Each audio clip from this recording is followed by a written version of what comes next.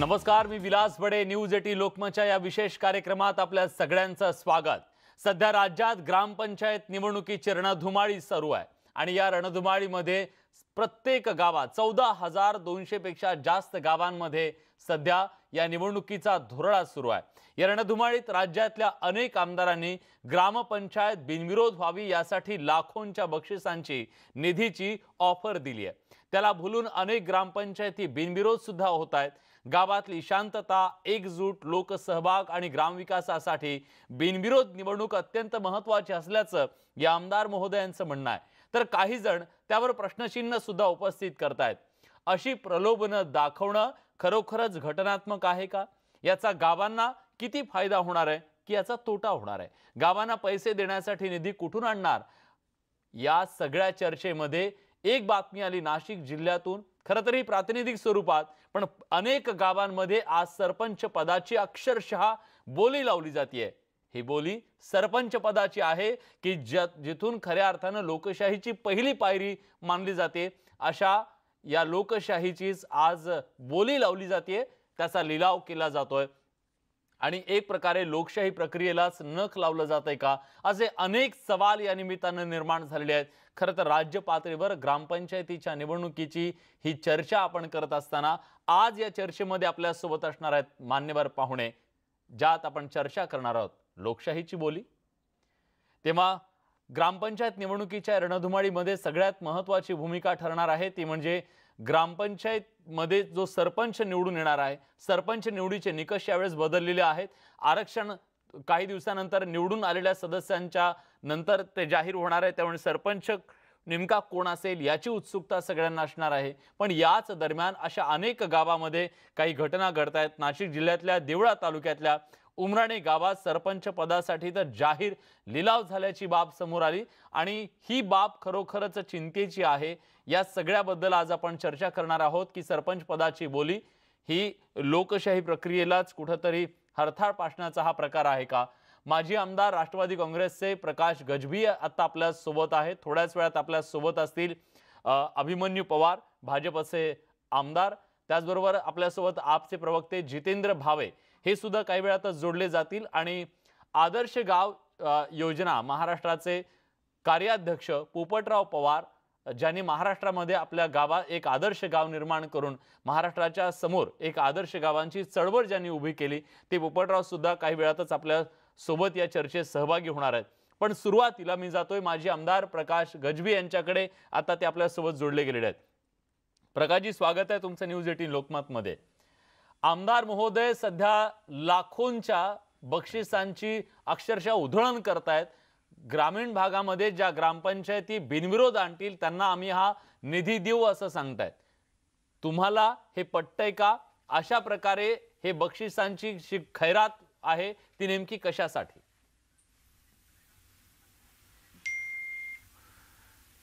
याचा उलट अर्थ आपण त्या ठिकाणी काढतोय. आपल्याला तुम्हाला सांगू इच्छितो, पहिल्यांदाच महाराष्ट्रामध्ये 34 जिल्ह्यामध्ये 14,234 ग्रामपंचायतीची त्या ठिकाणी निवडणूक होत आहे आणि खऱ्या अर्थाने आम्ही या महाविकास आघाडीचं सरकारचं अभिनंदन केलं पाहिजे की त्यांनी खऱ्या अर्थाने घोडेबाजार थांबला पाहिजे आणि म्हणून या ठिकाणी सरपंचाच्या निवडणुकीची जी काही सोडत आहे आरक्षणाची ती नंतर ठेवलेली आहे. याच्या अगोदर फार त्या ठिकाणी घोडेबाजार सुरू होता आणि त्यामुळे राष्ट्रवादी काँग्रेसचे हसन मुश्रीफ साहेबांचे आभार मानावा लागेल की त्यांनी हा निर्णय रद्द केला आणि त्या ठिकाणी ह्या निवडणुकानंतर त्या आरक्षण सोडत जानेवारी महिन्यामध्ये होते आहे. आणि हे जे बोली जे आहे त्याच्यामुळे तुम्हाला सांगू इच्छितो, बोली वगैरे काही नाही, त्या खऱ्या अर्थाने त्या गावाचा विकास झाला पाहिजे. गावाचा विकास म्हणजे त्या तालुक्याचा विकास, त्या तालुक्याचा विकास म्हणजे त्या जिल्ह्याचा विकास आणि जिल्ह्याचा विकास म्हणजे राज्याचा विकास, असं त्या ठिकाणी हे होते. आणि ग्रामपंचायतीपासून जर विकासाची सुरुवात त्या ठिकाणी होत असेल तर त्याच्यामध्ये वाईट काही नाही आणि निश्चितच त्या गावाचा खऱ्या अर्थाने इंटिग्रेटेड, एकत्रित आणि एकात्मिक असा विकास कसा होईल, त्या गावाला काय पाण्याच्या लाईन करता किती पैसे पाहिजे, त्या गावाला रस्त्याकरता पैसे किती पाहिजे, त्या गावाला त्या ठिकाणी आणखी गटारा करता किती पैसे पाहिजेत, वाचनालय असो किंवा अन्य त्या ठिकाणी विकासाची कामं करण्याकरता किती पैसे एकंदरीत पाहिजे असं त्या ठिकाणी त्याचा एकात्मिक आराखडा त्या ठिकाणी आपण करू शकतो आणि त्यामुळे तो सरकारपर्यंत जाऊ शकते आणि खऱ्या अर्थाने चांगले ग्रामविकास मंत्री मिळाल्यामुळे आणि त्या ग्रामाचा विकास होऊ शकतो. मध्ये काहीतरी आता हे सरकारने जे आरक्षणाचं धोरण नंतर जाहीर केलं. आता ज्यावेळेस एक सरपंच व्हायचा त्या ठिकाणी मेंबर त्यांचे असायचे बहुमतामध्ये आणि सरपंच दुसरा यायचा. एवढे भांडणं पूर्ण राज्यभर त्या ठिकाणी भांडण्याचं काम या भारतीय जनता पार्टीने केलं आहे. की गावाच्या सार्वत्रिक विकासासाठी म्हणून तुम्ही भांडणं तंटे टाळण्यासाठी म्हणून तुम्ही ही भूमिका घेतलेली आहे की आता बिनविरोध काढा. पण या बिनविरोध निवडणुकांमध्ये तुम्ही एखाद्या गावात बिनविरोध झाली तर त्यांना 25 लाख रुपये आणि एखाद्या गावामध्ये निवडणूक झाली तर त्यांना निधी नाही. हे काय गणित लोकांना कळत नाहीये. मग असं जर असेल तर आमदार खासदारांच्या निवडणुका पण बिनविरोध व्हायला पाहिजे. महाराष्ट्राचा विकास होईल. सगळ्या काय उद्देश असेल आपण त्याला आपण दुसरीकडे नेतो आहे. मी तुम्हाला सांगतो की माननीय स्वर्गवासी R पाटील साहेब या राज्याचे ग्रामविकास मंत्री होते. ते ग्रामविकास मंत्री असताना त्यांनी खऱ्या अर्थाने एक योजना आणली. ते देशातल्या अनेक राज्यांनी ते अंमलात आणली आणि आपल्या राज्याने सुद्धा तंटामुक्तीची योजना त्या ठिकाणी आणून गावामध्ये भांडणं नको व्हायला म्हणून एखादं त्या ठिकाणी आपण समिती तयार करायची तंटामुक्त आणि त्याच्या माध्यमातून. नाही सर, माझा प्रश्न थेट आहे. माझा प्रश्न तुम्हाला थेट आहे. तुम्ही बाकीच्या सगळ्या गोष्टी सांगताय, विविध योजना. जर निवडणुका झाल्या नाहीत, बिनविरोध ग्रामपंचायत झाली तर खर्च वाटेल, भांडणं तंटे होणार नाहीत वगैरे वगैरे या सगळ्या गोष्टी सांगितल्या जात आहेत. मग आमदार खासदारांना नेमकं काय झालंय? तुम्ही तुमच्यासाठी भांडतात, त्या निवडणुका होतात, त्याचं काय? मग महाराष्ट्रात सुद्धा कोणीतरी सांगेल आम्ही एवढे 1000 कोटी रुपये देऊ, बिनविरोध करा महाराष्ट्रात सरकार, चालेल का?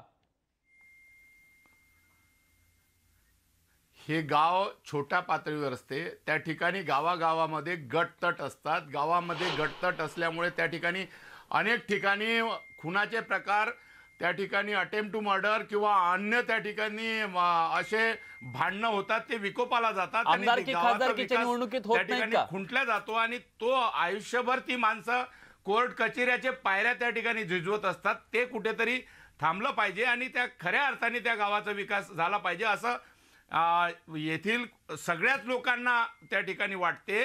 तिथल्या नागरिकांना पण वाटते, सरपंचांना पण वाटते, त्यांना तिथले ग्रामपंचायत सदस्य असतील त्यांना पण वाटते.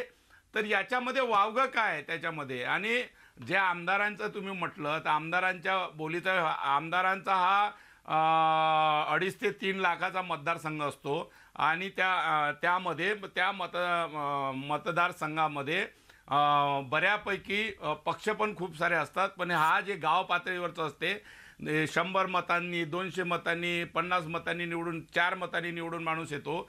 तर त्या ठिकाणी भांडणं थांबवण्याकरता, गावाचा सर्वांगीण विकास होण्याकरता गावाचं एकमत राहिलं पाहिजे असं त्या ठिकाणी जर होत असेल आणि त्या ठिकाणचे आमदार त्या ठिकाणी जर समजा काम चांगलं करत असतील तर त्याच्यामध्ये वावगं काय याच्यामध्ये येत नाही. ज्या योजना महाविकास आघाडीने आणल्या त्याचा फक्त विरोधासाठी विरोध करणे हे भारतीय जनता पार्टीचं काम आहे. भारतीय जनता पक्ष अजून इथं आलाच नाही, त्यांना बोलू आपण. माझा साधा सरळ प्रश्न आहे, जर ग्रामपंचायत निवडणुकीमध्ये जर निवडणूक झाली तर खर्च होतो, ह्या सगळ्या गोष्टी तुम्ही सांगताय, मग आमदार खासदारांच्या निवडणुका सुद्धा टाळता येऊ शकतील ना? ते तुम्हाला पटते की नाही पटत? निश्चितपणे तुमचं म्हणणं बरोबर आहे. पण त्याच्यातून असं उद्या जाऊ शकतो ना की तुम्ही ज्या ग्रामपंचायतींना सांगता बिनविरोध झाले त्यांना पैसे मिळतील, मग जिथे निवडणुका झाल्या त्यांचं काय? त्यांचाही अधिकार आहे, त्यांनाही पैसे मिळाले पाहिजेत. लोकशाही प्रक्रिया ही हा लोकशाहीचा हे आहे असं या सरकारचं कुठलंही मत नाही आहे.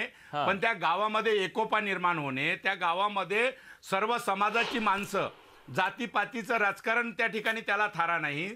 सर्व समाजाची माणसं एकत्र त्या ठिकाणी आली, त्या ठिकाणी एकत्र जर कारभार करायला लागली, त्या गावाचा जर विकास होत असेल तर सगळं त्या जातीवाद, धर्मवाद, पंथवाद सगळा बाजूला सारून त्या ठिकाणी विकासवाद हाच विकास झाला पाहिजे, हा एक वाद निर्माण होऊ सर शकतो. खरं तो आहे, चांगला ही आहे खूप त्या खूप चांगली गावाकरता. गोष्ट आहे हे जर सर. तुम्ही असं जो जर विचार होत असेल, करताय तो खूप चांगला विचार आहे. आज आमदारांना जर वाटत असेल की आपल्या तालुक्यातली ही सगळी गावं अशा पद्धतीने झाली पाहिजेत, चांगला विचार आहे. हा विचार सरपंचांनाच का, आमदार खासदारांना का नाही, का तुमच्यातले भांडण तंटे चालत नाही? सत्ता आली तरी तुम्ही एकमेकांशी भांडत बसता 5-5 वर्ष, त्याचं काय? महाराष्ट्राच्या हितासाठी मग एकदा आमदारकीच्याही निवडणुका बिनविरोध होऊ द्या, अशी जर भूमिका कोणी मांडली तर काय सर तुमचं म्हणणं? आता तुम्ही बघा, आता त्याच्यामध्ये असे जे प्रकार आता कर्नाटकामध्ये झाले, माणसं आमदारांची फोडाफोडी, मध्य प्रदेशामध्ये आमदारांची फोडाफोडी, गोव्यामध्ये आमदारांची फोडाफोडी, हे आमदारांची फोडाफोडी जर होत असेल तर हे चांगला विचार आहे ना. तर असं जर होत असेल तर ते कुठेतरी थांबलं पाहिजे. याच्यामध्ये पण याच्यावरती सरपंचावर अविश्वास, उपसरपंचावरती अविश्वास, असे अविश्वासाचे प्रकरण हे शासन दरबारी कितीतरी पडले आहेत आणि त्याच्यामध्ये शासन यंत्रणा त्या ठिकाणी ठीक आहे. कामाला लागते. अविश्वास आला की त्या कामाला लागा, तिथं पुन्हा निवडणुका घ्या. म्हणून हा इथे जर मतैक्य झालं, मनैक्य झालं आणि जातीय ऐक्य झालं, सगळे जर ऐक्य धर्म ऐक्य होत असेल तर याच्यामध्ये वाईट काहीच नाही आहे. हा चांगला विचार त्या ठिकाणी आहे असं नाही सर, मला या ठिकाणी ठीक सांगावं आहे, लागेल. विचार खूप आणि चांगला जर हे आहे, पण लोकांना तो पटत केवळ नसेल तर काही ग्रामपंचायती याच्यामध्ये पुरताच हे मर्यादित नाही. का? तुम्ही आज आमदार खासदारांच्या बद्दल हा निर्णय का नाही, हा ग्रामपंचायतल्या लोकांचा सवाल आहे. मी येतो तुमच्याकडे, तुमची भूमिका कळलेली आहे. आता आपल्या सोबत आदर्श गाव योजनेचे कार्याध्यक्ष, ज्यांनी महाराष्ट्रामध्ये एक आदर्श गाव तर निर्माण केलं, पण ती चळवळ व्हावी याच्यासाठी प्रयत्न करणारे पोपटराव पवार आता आपल्यासोबत सामाजिक कार्यकर्ते आहेत. पोपटरावजी, स्वागत आहे तुमचं न्यूज 18 लोकमतमध्ये. आज अनेक गावांमधून बातम्या येत आहेत की कुठल्या गावामध्ये मंदिर बांधून देण्याची बोली लावली गेली, 50 लाखाची बोली लावली गेली, वेगवेगळ्या प्रकारच्या बोली लावून सरपंचपद पटकावण्याचे प्रकार एका बाजूला सुरू आहेत. दुसऱ्या बाजूला जे लोकप्रतिनिधी निवडून गेलेले आहेत लोकांमधून, तेच असं म्हणतायत की तुमच्या गावात निवडणूक घेऊ नका, तुम्ही बिनविरोध निवडणूक काढा, आम्ही तुम्हाला एवढे लाख रुपये देऊ. तुम्ही या सगळ्याकडे कसं पाहता? कारण महाराष्ट्रामध्ये आज ग्राम संसद ही संकल्पना जी आहे ती बळकट करण्यासाठी तुम्ही काम करताय. तुम्ही या सगळ्याकडे कसं पाहता? एक नक्कीच आहे की तर मी 1990 साली सरपंच झालो. त्यावेळेस कुठल्याही योजना नव्हता, पैसा नव्हता. लोकांचं श्रमदान आणि लोकसहभाग आणि नंतर जे वेगवेगळे अभियान आले, रणजित बाबू देशमुख साहेब ग्रामविकास मंत्री असताना ग्राम अभियान 92ला आलं. सहभागी झालो, 25,000चं बक्षीस मिळालं, काही कामं झाली. नंतर स्वर्गीय R.R. रावांच्या काळात राज्यभर त्यांच्याबरोबर मला फिरायला मिळालं, तिथे खूप काम झालं आणि पुढे आदर्श गाव योजना आणि यातून जलसंधारणाचं काम झालं. आजची परिस्थिती आपण पाहिली तर आज प्रचंड प्रमाणामध्ये निधी येतोय. कॉर्पोरेट फंड्स आहेत, आमदार महोदयांचे, खासदार महोदयांचे किंवा वित्त आयोगाचा पैसा आहे. पण एकीकडे हे दिसतं काही गावात खूप सुंदर कामं केली. एक उदाहरण मी देईल की नगर जिल्ह्यातच पारनेर तालुका आहे. हिवरे बाजार पासून फक्त 9 किलोमीटर अंतरावर भाळवणी नावाचं एक गाव आहे. कधी महाराष्ट्र राज्याच्या आदर्श गाव योजनेतलं गाव आहे. तालुक्यातले 5 पक्षाचे अध्यक्ष एकाच गावातले आहेत. पण गेल्या 2.5 वर्षात त्यांनी 2 ते 2.5 कोटी रुपये आदर्श गाव योजनेतून खर्च केले. म्हणजे निधी आपल्या गावासाठी कसा वापरता येईल, म्हणजे पैसा आला की वाद सुरू होतात. तर लोकशाहीचा पाया म्हणजे निवडणूक आहे आणि निवडणूक संपली की गाव आपल्या समोर असलं पाहिजे, गटतट विसरले गेले पाहिजे. परंतु दुर्दैवाने आता पाहिलं की विकासापेक्षाही प्रतिष्ठा महत्वाची ठरते. आज मी सरपंच प्रतिष्ठेसाठी का गावाचं चित्र बदलण्यासाठी, आणि म्हणून आत्ताची परिस्थिती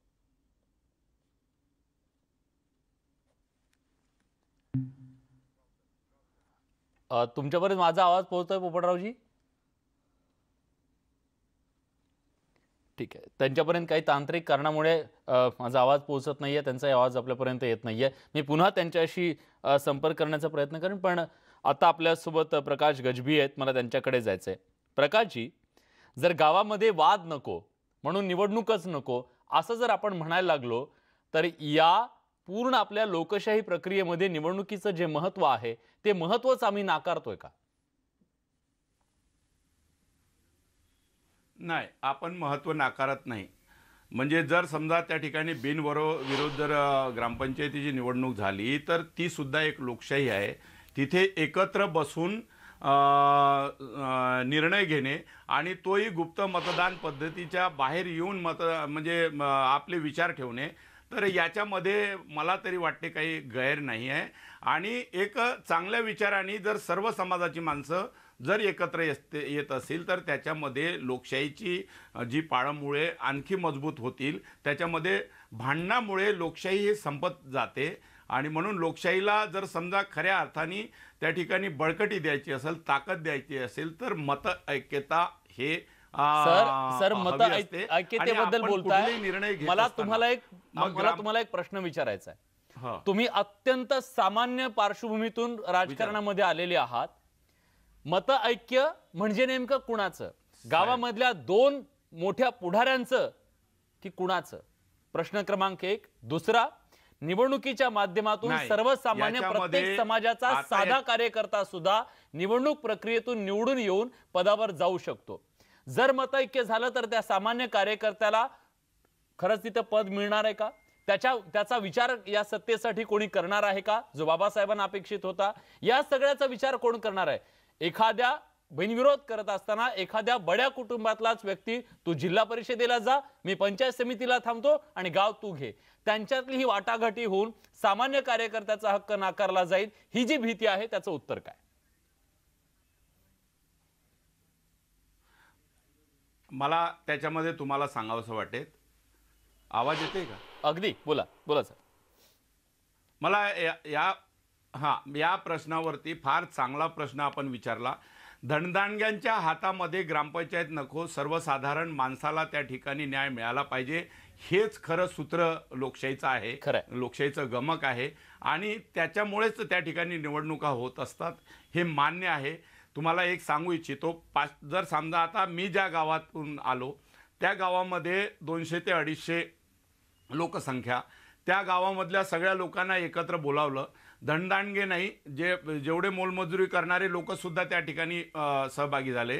त्यांनी म्हटलं की हा पोरगा आपल्या गावचा पोरगा आहे, बाहेर शिकायला गेलेला आहे, तिथून शिकून आलेला आहे, तर हा गरिबाचा आहे, याचे आईवडील फार काबाड कष्ट करतात, परंतु याला सुद्धा मेंबर त्या ठिकाणी बनवलं पाहिजे. आणि एखादा श्रीमंत घराण्यातला मुलगा आहे आणि तो शिकलेला नाही आणि त्याच्याकडे खूप पैसे आहे म्हणून त्यांनी हे संपूर्ण विकत घ्यायचं, ही भूमिका बरोबर नाही.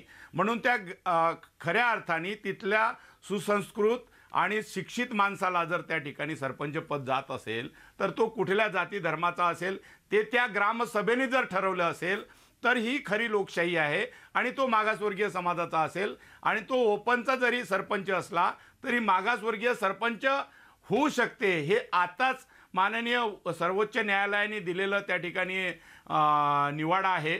आणि म्हणून आपल्याला खऱ्या अर्थाने ही लोकशाही बळकट करण्याकरता मी अगोदर सांगितल्याप्रमाणे ते धनदांडग्याच्या हाती जाऊ नये. तर धनदांडगे जे कुठले श्रीमंत असतील ते गरीब माणसाला त्या ठिकाणी आपल्या नेतृत्वामध्ये त्याला सरपंच पदाची जर माळ घातली तर निश्चितच त्याच्यामध्ये वाईट नाही, ही लोकशाहीची पाळेमुळे मजबूत होतात.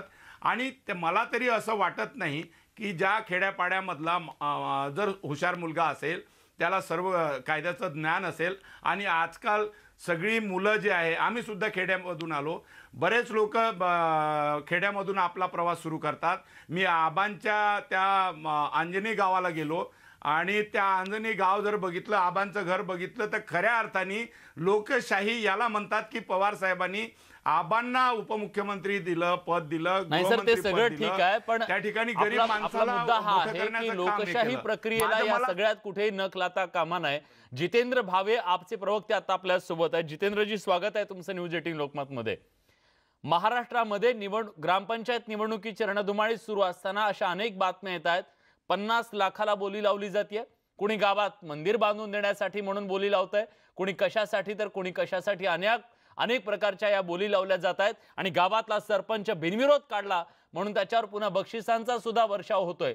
ही सगळी प्रक्रिया या देशामध्ये जी लोकशाही प्रक्रिया आहे, जी पहिली पायरी आहे या लोकशाहीची, ग्रामपंचायतची निवडणूक, त्या पायरीलाच, या व्यवस्थेलाच नख लावण्याचा हा प्रकार आहे का?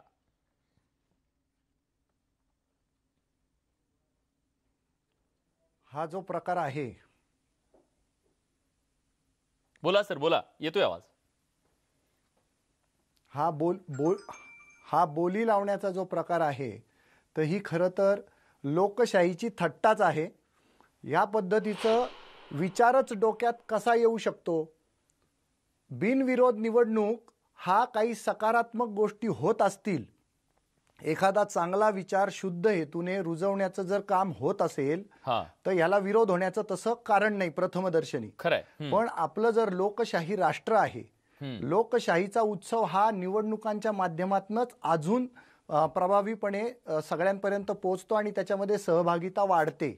जर तुम्ही निवडणुकात जर कॅन्सल करण्याच्या मागे लागलात तर आज काय अहमही का लागलेली आहे गावांमध्ये. खरंय, गावांमध्ये बोली लागते, लिलाव होतोय. तर ह्या सगळ्या ज्या गोष्टी आहेत त्याचा आपण साकल्यानं विचार करणार आहोत की नाही. बरं, हे 25 लाख रुपये आम्ही देऊ असं म्हणणारे जे लोक आहेत, तो शासकीय निधी आहे. हे जर 25 लाख रुपये बिनविरोध निवडणूक झाली तर त्याची तजवीज करू शकतात. तर सामान्य परिस्थितीमध्ये ह्या 25 लाखाची तजवीज ते कायम स्वरूपी का करू शकत नाहीत? त्याच्यासाठी आमिषाच्या स्वरूपात 25 लाख का पुढे केले जात आहेत? आणि गावामधली भांडणं जी आहेत ती भांडणं कमी झाली पाहिजेत, ताणतणाव कमी झाला पाहिजे. निवडणुकीच्या रणधुमाळीमध्ये वाद विवाद विकोपात जाऊन खुनापर्यंत ज्या गोष्टी जातात त्या जाऊ नये म्हणून प्रथमदर्शनी जरी चांगली वाटत असलेली गोष्ट असली तरीही निवडणुका या घेतल्याच गेल्या पाहिजे. त्याच्यामध्ये सामान्यात सामान्य माणसाला निवडणूक लढवण्याचा अधिकार आहे. आणि आपण ज्या पद्धतीचं आरक्षण म्हणतो त्या आरक्षणामध्ये ती जी फीज भरायची आहे त्या कमीत कमी फीज मध्ये सामान्यात सामान्य माणसाला निवडणूक लढवून त्या प्रक्रियेमध्ये सहभागी होऊन त्या गावाचं प्रतिनिधित्व करण्याचा जो काही मूलभूत अधिकार आहे तो अधिकारच तुम्ही जर या माध्यमातून जर काढून टाकणार असाल. आणि गावगुंडी जी चालते ती गावगुंडी कोणीच नाकारत नाही. गाव सोडून गेलेला शहरात राहणारा व्यक्ती गावात पुन्हा येण्यासाठी घाबरतो. तो त्याला व्हॉइस राहणार आहे का? या आणि अशा अनेक गोष्टी आहेत. आणि भास्करराव पेरेंचं, पोपटराव पवारांचं, अण्णा हजारेंचं आदर्श गाव बनवताना सुद्धा तिथं निवडणूक प्रक्रिया होत आहेत. होय, खरंय.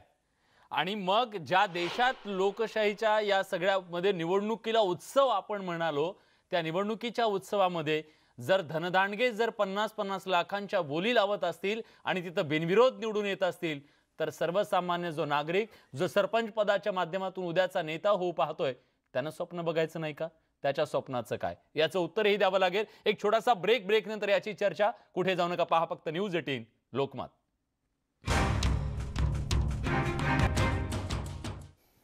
ब्रेक नंतर तुमचं पुन्हा एकदा स्वागत. न्यूज 18 लोकमतवर आपण चर्चा करतोय. सध्या ग्रामपंचायत निवडणुकीच्या रणधुमाळीमध्ये अनेक ग्रामपंचायती बिनविरोध होत असताना त्याच्यासाठी लिलाव सुद्धा केला जातोय. एका बाजूला अगदी 2,05 लाखांपर्यंतचा लिलाव सुद्धा लागल्याची घटना नाशिकमधून समोर आली. आणि त्याच बाजूला राज्यातले काही आमदार सुद्धा समोर आलेत. ते सांगतायत की आम्ही तुम्हाला इतके लाख देऊ, तुम्ही तुमच्या गावातली ग्रामपंचायत बिनविरोध काढा. या सगळ्याबद्दल बोलण्यासाठी आता आपल्या सोबत मान्यवर पाहुणे आणखी नवीन जोडले गेलेले आहेत. अभिमन्यू पवार, औसा विधानसभा मतदारसंघातून ते आमदार आहेत. अभिमन्यूजी, स्वागत आहे तुमचं न्यूज 18 लोकमत मध्ये. नमस्कार. तुम्ही सुद्धा आवाहन केलेलं आहे तुमच्या तालुक्यातल्या ग्रामपंचायतींना की तुम्ही बिनविरोध ग्रामपंचायत काढा, तुम्हाला अमुक इतके बक्षिसे आम्ही देऊ. तुमची नेमकी भूमिका काय आहे आधी ती सांगा, नंतर मी पुढचा प्रश्न विचारतो. असं आहे की मी ही भूमिका घेणारा पहिला आमदार आहे. माझ्यानंतर लंकेजीने घेतला, नंतर सगळ्यांनीच घेतला.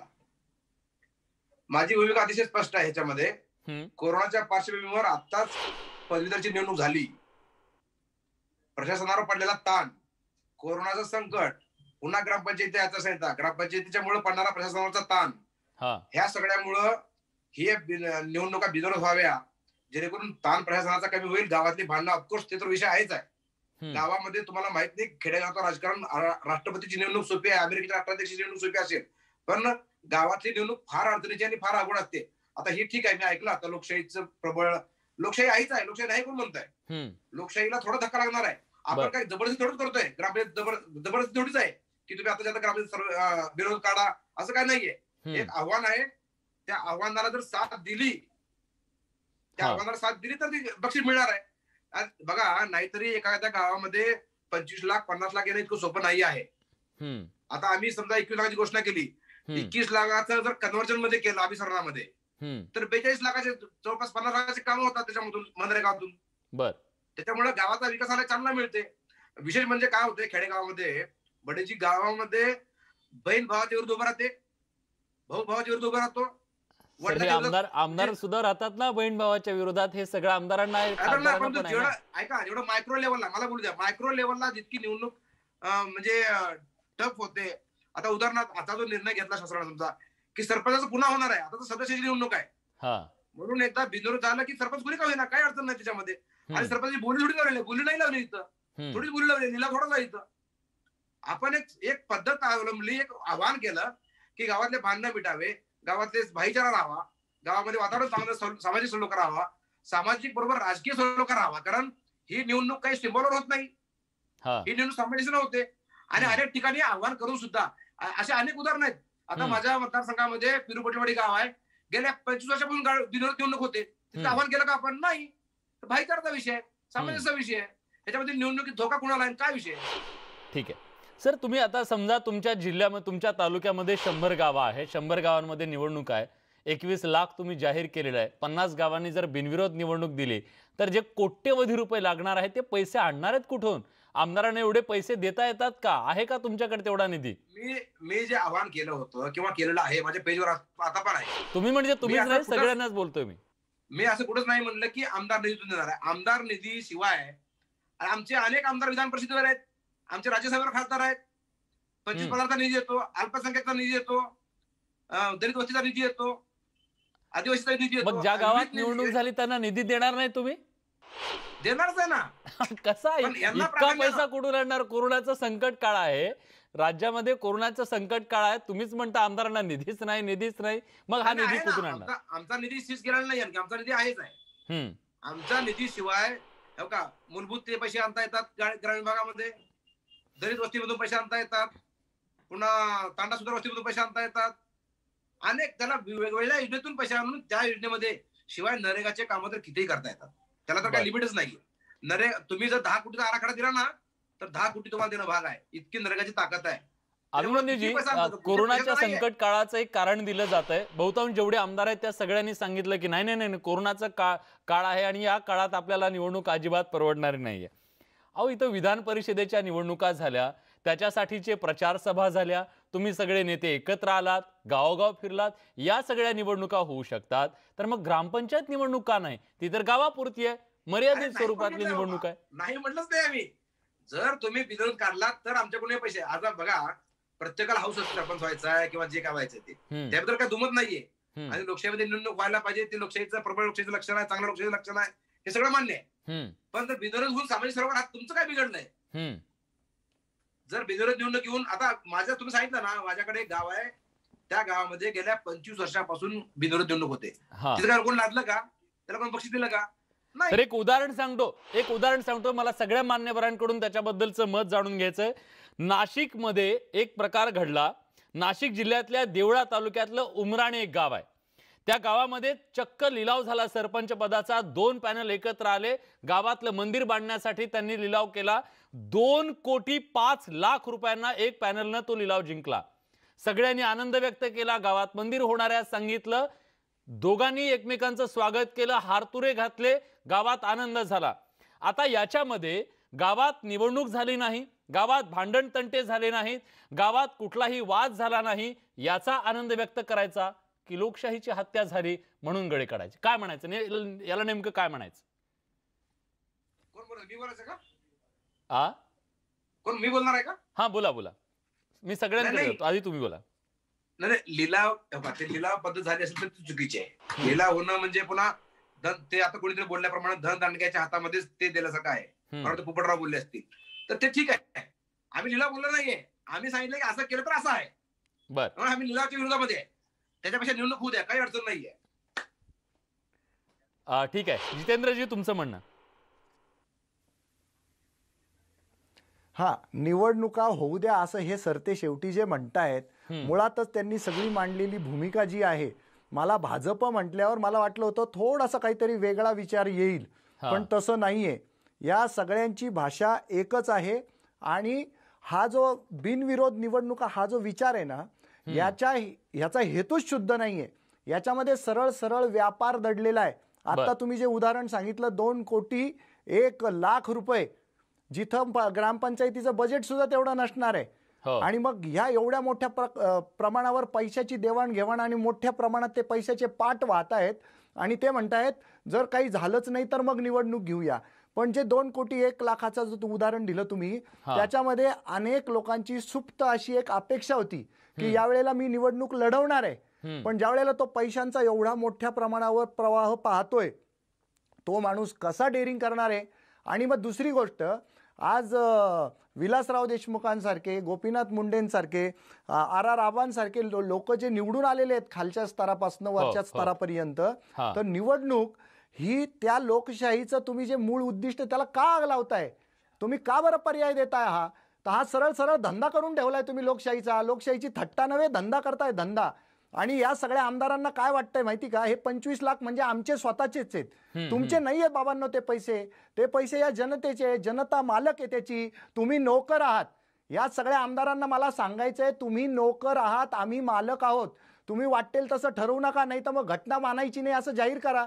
घटना उगीच बनवली गेली आहे का? काय हा म्हणजे मूर्खपणा चाललाय हा सगळा. ठीक आहे, तुमचं असं म्हणणं आहे की हे सगळ्या लोकशाहीलाच बाधा पोहोचवणार आहे. कदाचित उद्या जर आमदारच सगळे मोठ्या प्रमाणात, इतक्या मोठ्या प्रमाणात राज्यातले आमदार एकत्र येऊन अशी घोषणा करत असतील, तर उद्या सरकारच एखादी योजना आणेल का की तुम्ही जर ग्रामपंचायत बिनविरोध आणली तर तुम्हाला आणखी पैसे दिले जातील? याचा अर्थ, याचा परिणाम नेमका काय होणार आहे? जिथं ग्रामीण भागातून येतो तुमच्याकडे एक छोटासा ब्रेक घेतोय. ब्रेक नंतर पोपटराव पवार सुद्धा आपल्या सोबत असणार आहेत. अभिमन्यू पवार यांच्याकडे मला जायचंय आणि गजबेंकडून मला जाणून घ्यायचंय की जिथून ग्रामीण भागातून अगदी त्या पायरीवरून पहिली पायरी चढत जे नेते उभे झाले ते नेते उभे राहतील कसे? एक छोटासा ब्रेक, कुठे जाऊ नका, पहा फक्त न्यूज 18 लोकमत.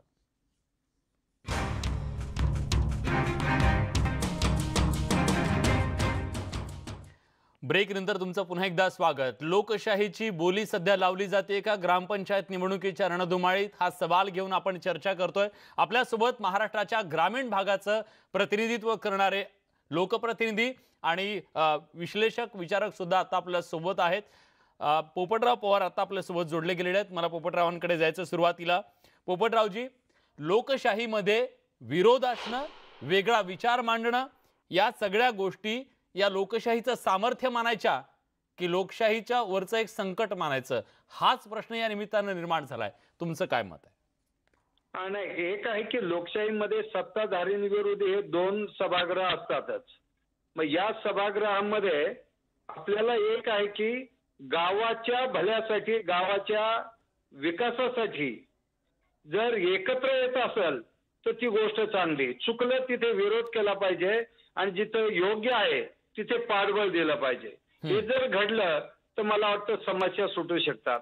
कारण लोकशाहीची आजची परिस्थिती आपण पाहिली, निवडणुकांची मोठ्या प्रमाणात जे माध्यम वापरले जातात निवडून येण्यासाठी, त्यामुळे तरुणाई निवडणुका, वाढदिवस आणि जयंती पुण्यतिथी यांची वाट पाहतात. म्हणून डॉक्टर बाबासाहेब आंबेडकरांनी ज्यावेळेस घटना तयार होत होते त्यावेळेस सर्व सदस्यांनी एक विचार केला, या देशातली फक्त ग्रामपंचायतीची निवडणूक पक्षाच्या चिन्हावर लढवली जात नाही. ही निवडणूक स्थानिक समस्याच्या आधारे लढवली जाते, स्थानिक गट करून. निवडून आल्यानंतर मग आपापल्या पक्षाचा आधार घेऊन कामं करायची असतात. म्हणून मला असं वाटतं, गाव एकत्र येऊन जर ठरवत असेल बिनविरोध तर चांगलीच गोष्ट आहे. पण बिनविरोध झाली तरी मला दुसरी बाजू लक्षात येते 30 वर्षात की विरोधक नसेल तर लोकांमधलं स्पिरिट पण कमी होत. तुम्हाला दिलं ना बिनविरोध निवडून, मग सगळं तुम्हीच करा, तुम्हीच पळा. आणि पंचायत राज कामं करतो, म्हणजे विरोध असावा तर तो गावाच्या भल्यासाठी असावा.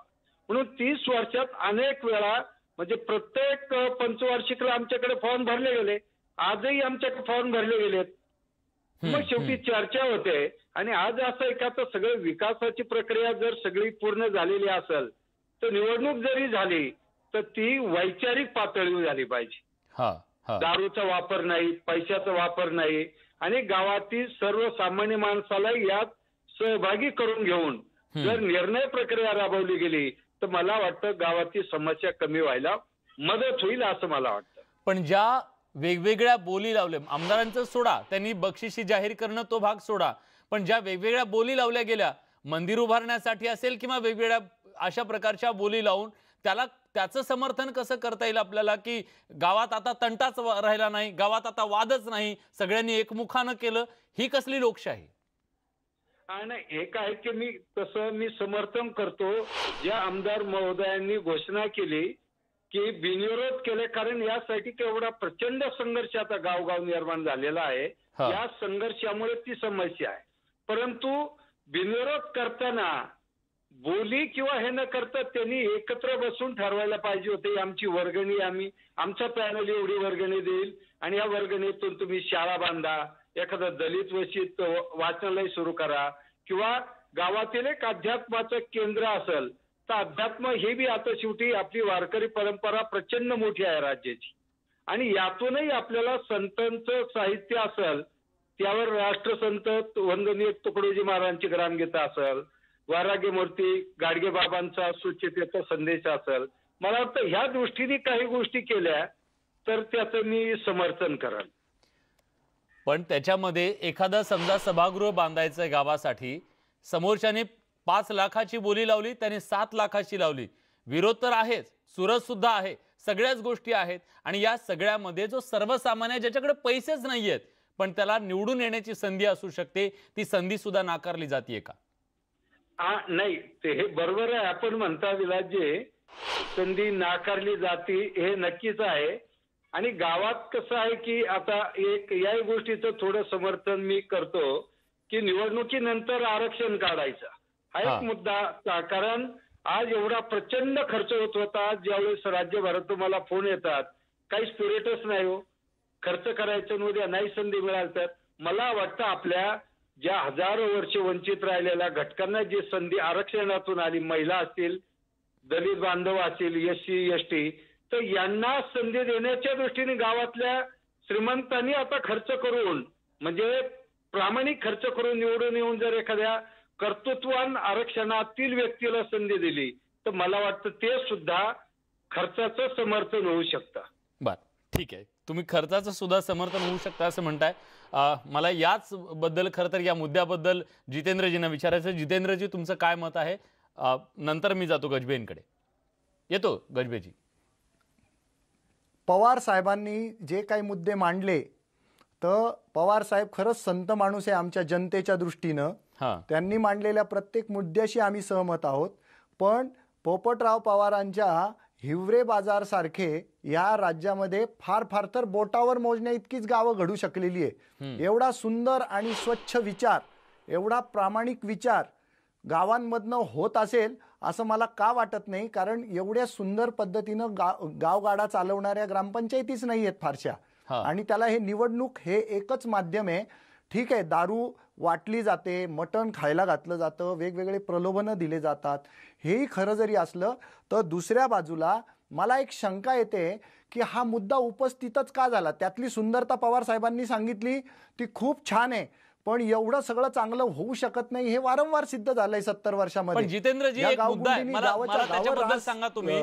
जितेंद्रजी, ज्या गावांमध्ये बिनविरोध निवडणुका झाल्या त्या गावात तंटे राहिले नाही, त्या गावात राजकारण राहिलं नाही, ते गाव आता तिथं पूर्णपणे सगळं आता सुखी समाधानी झालं. ते तर आहेच, गावगुंडी तशीच शिल्लक राहिली.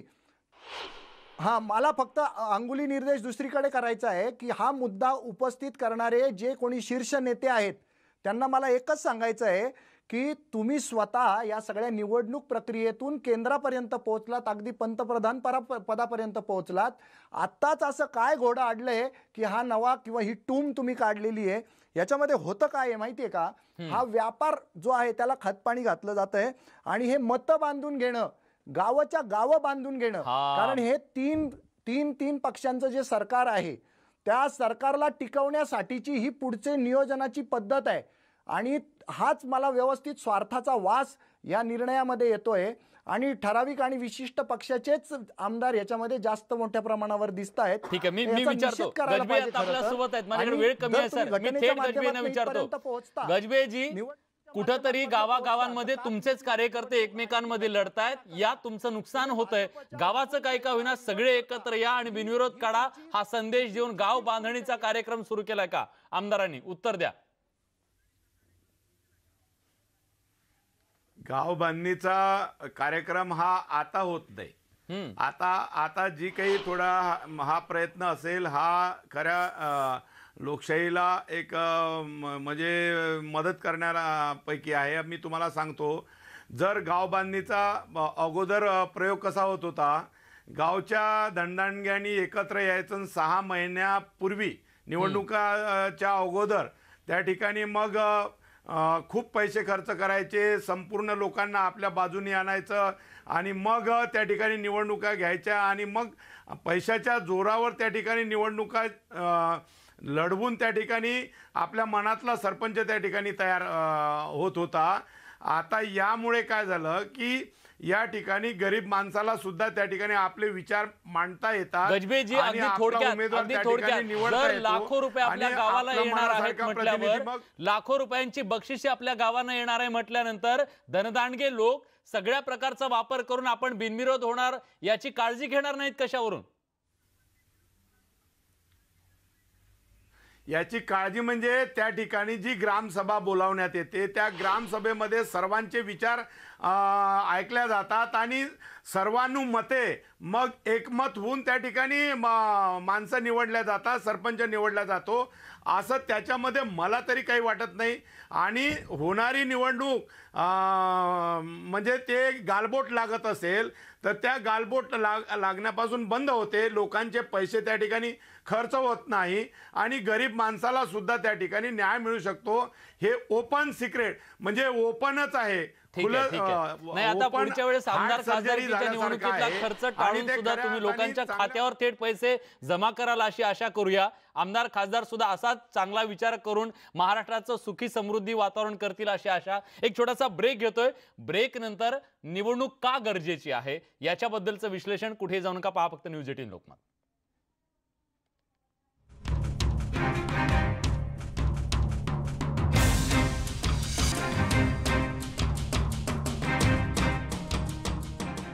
ब्रेक नंतर तुमचं पुन्हा एकदा स्वागत. न्यूज 18 लोकमतवर आपण चर्चा करतोय. राज्यातल्या ग्रामपंचायत निवडणुकींच्या रणधुमाळीमध्ये बिनविरोध ग्रामपंचायती काढण्यासाठी एका बाजूला आमदार महोदयांकडून वेगवेगळ्या बक्षिसांची ऑफर दिली जाते, तर दुसऱ्या बाजूला सरपंच पदाच्या बोली सुद्धा लावल्या जात आहेत. या अनुषंगानं आपण सगळी चर्चा करतोय. आपल्यासोबत मान्यवर पाहुणे आहेत. मी थेट जातोय आमदार अभिमन्यू पवार यांच्याकडे. अभिमन्यूजी, जर बिनविरोध काढणं गावाच्या हितासाठी, सगळ्यांच्या हितासाठी एवढंच चांगलं असेल तर मग आमदार आणि खासदारांच्या निवडणुका बिनविरोध व्हायला हरकत काय? हा, मला तेच बोलायचं आहे. हे बघा, आपल्या देशामध्ये अनेकदा राष्ट्रपतीच्या निवडणुका सुद्धा बिनविरोध झाल्यात. विधानसभेचे सभापती असतील, उपसभापती असतील, विधान परिषदेचे सभापती उपसभापती असतील, विधानसभेचे अध्यक्ष उपाध्यक्ष असतील आणि अनेक निवडणुका बिनविरोध, आणखी ह्या निवडणुका बिनविरोध होतात किंवा होत असतात. याच्यापूर्वी सुद्धा किंवा आज सुद्धा अनेक ठिकाणी ग्रामपंचायती 20-25 वर्षापासून बिनविरोध आहेत. म्हणजे त्या घटनेची पायमल्ली झाली का? तर नाही. सामाजिक सलोखा, राजकीय सलोखा हा विषय महत्वाचा आहे. मला हे म्हणायचं आहे, विधानसभेच्या निवडणुका, लोकसभेच्या निवडणुका ह्या वैचारिक लढाई आहेत, वैचारिक विचारावर आधारित निवडणुका आहेत. ह्या ग्रामपंचायत निवडणुकामध्ये इतकी मारामाऱ्या इतके होतात भाऊ. आता अनेक ठिकाणी तर अजूनपर्यंत गेल्या वर्षीच्या निवडणुका झालेल्या, म्हणजे गेल्या ग्रामपंचायतीच्या, अहो लोक लग्नाला जात नाहीत, मैत्रीला जात नाहीत, लोक एकमेकांच्या माधीला जात नाहीत, लोक इतकी दुश्मनी होऊन बसते. वैचारिक लढाई आणि ही लढाई फरक आहे का नाही? म्हणजे तुमचं असं म्हणणं आहे की आमदारांच्या लढाया राजकीय लढाया नसतात? नाही, राजकीय असतात, पण त्याला विचाराचा अधिष्ठान आहे ना. पक्षाच्या निवडणूक आहेत, पक्ष सिंबॉलवरची निवडणूक आहेत, ह्या निवडणूक सिंबॉलवरची निवडणूक आहेत. हा, गजबेजी, मी दोन्ही मान्यवरांचं मत खोडतो. मी प्रत्येक सत्ताधारी आहेत ते, आणि या सत्तेचे भीष्म पितामह शरद पवार साहेब आहेत. तर त्यांच्या हातामध्ये सत्ता असल्यामुळे कायदे व्यवस्थित राबवणं, घटनेचा व्यवस्थित वापर करणं, आज आपण फुले शाहू आंबेडकरांचं नाव घेत ही सत्ता राबवतो आहोत. तर त्यांचं म्हणणं काय आहे ते कृतीत जर आणायचं असेल तर तुम्ही ह्या लोकशाहीची कास सोडताच कशाला, हाच प्रश्न आहे माझा तुम्हाला. आणि आपण भाजपच्या हुकुमशाही कारभारावर कोरडे ओढतो, त्यांना फॅसिस्ट म्हणतो, आणि आपण हा छुपा अजेंडा का चालवतो? हा छुपा अजेंडा थांबवला पाहिजे. तुमच्या हातामध्ये सत्ता असल्यामुळे तुम्ही व्यवस्था नीट राबवा ना. कशाला गुंडागर्दी होईल, कशाला मारामाऱ्या होतील, भांडणं होतील. व्यवस्थित निवडणुकांचा जर कार्यक्रम व्यवस्थित राबवला, त्याच्यामध्ये कुठलाही स्वार्थ येऊ दिला नाही, फक्त मतांचं राजकारण करण्यासाठी आणि गावं बांधण्यासाठी जर तुम्ही हा विषय पुढे आणला असेल तर तुमचं भांडं पुरतं फुटलेलं आहे. ठीक आहे प्रकाशजी, शेवटची कमेंट द्या उत्तर आता. हां, आता प्रत्येक गावामध्ये प्रत्येक पक्षाचा एक ना एक कार्यकर्ता त्या ठिकाणी असतो. हो. आता या ठिकाणी त्यांनी म्हटलं की महाविकास आघाडी असं काम करते तसं. महाविकास आघाडी एकदम चांगलं काम करते आणि चांगला निर्णय आहे, तो अभिमन्यू पवारांना सुद्धा पटला. आता या ठिकाणी मला असं सांगायचं आहे की जर केंद्र सरकारकडून निधी आणायचा असेल आणि त्यांनी या म्हणजे निवडणुकीला समर्थन केलं असेल आणि केंद्र सरकार भाजपाचं असेल तर त्या ठिकाणी भाजपाचे कार्यकर्ते या कार्यकर्त्याला घेऊन त्या ठिकाणी केंद्र सरकारकडे जातील. तिथून निधी या ग्रामपंचायत करिता विकासासाठी आणतील. इथला महाविकास आघाडीचा कार्यकर्ता त्याही कार्यकर्त्याला घेऊन महाविकास आघाडीच्या अजितदादांकडे असो किंवा मुख्यमंत्र्यांकडे असो किंवा हसन मुश्रीफ साहेबांकडे असो किंवा अन्य दुसऱ्या त्या ठिकाणी मंत्र्याकडे असो, महाविकास आघाडीचे कार्यकर्ते दुसऱ्या पक्षाच्या लोकांना घेऊन तिकडे जातील आणि तिथून सुद्धा विकासाचा निधी आणतील. बरोबर. म्हणजे असं म्हणणं आहे की गावाच्या विकासासाठी सगळेजण एकत्र येऊन जर प्रयत्न करणार असतील तर गावाचा विकास निश्चितपणे त्याच्यातून होणार आहे आणि ही गावाच्या हिताची बाब आहे असं तुम्ही म्हणताय. पण हे सगळं होत असताना गावाच्या आणि लोकशाहीच्या हिताला न कुठे लागता कामा नये.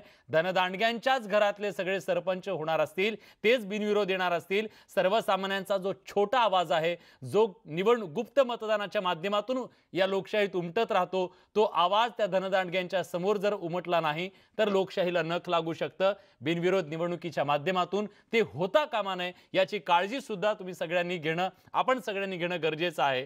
हाच या चर्चेचा मागचा मूळ उद्देश होता. या चर्चेमध्ये आपण सगळेजण आलात, आपली मतं मांडलात, त्याबद्दल आपल्या सगळ्यांचे मनापासून आभार. या चर्चेत आपण इथेच थांबतोय. ताज्या घडामोडींसाठी बघत रहा न्यूज 18 लोकमत.